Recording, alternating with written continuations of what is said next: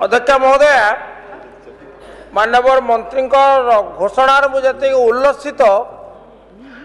आउ एक वक्तव्य मु ततोधिक आशंकित मर्माहत।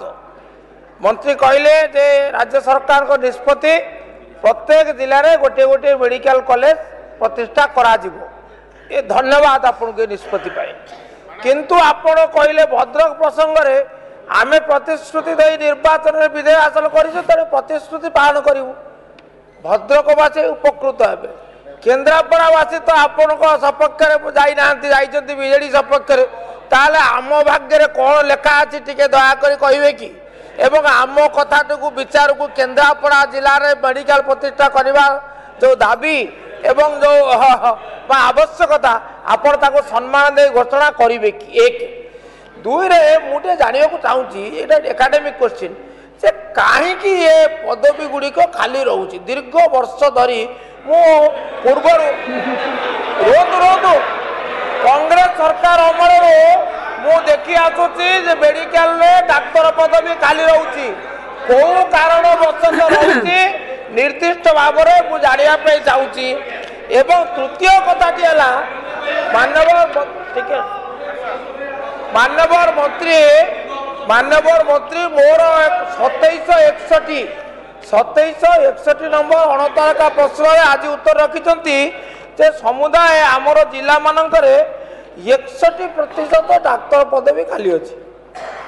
61% 15,774 रु खाली रहा 9,674। तेणु आपण बा राज्य सरकार केबे सुधा चलित वर्ष अंततः ये पदवी पूरण करने केते प्रतिशत पदवी पूरण करेंगे निष्पत्ति करेंगे कि एवं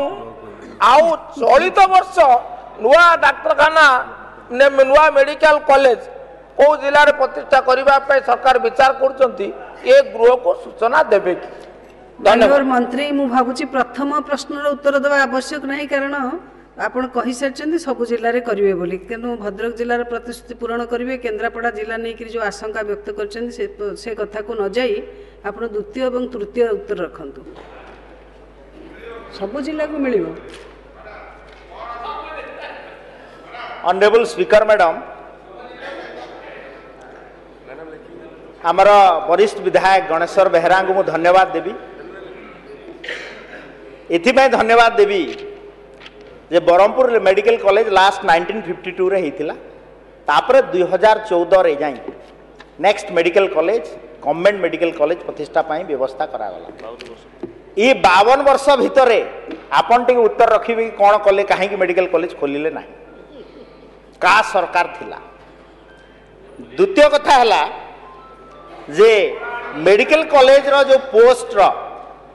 निश्चित भाव में आम एश्योर करुँ हाउस को जहाँ भी खाली अच्छी आपन को सत कथा ही आम उत्तर रे देइछु आप निजे कहले 62% डॉक्टर पैरामेडिकल स्टाफ खाली अच्छी तो आम सरकार मोहन माझी नेतृत्व में आम प्रतिश्रुतिबद्ध निश्चित भाव में पूरण कर।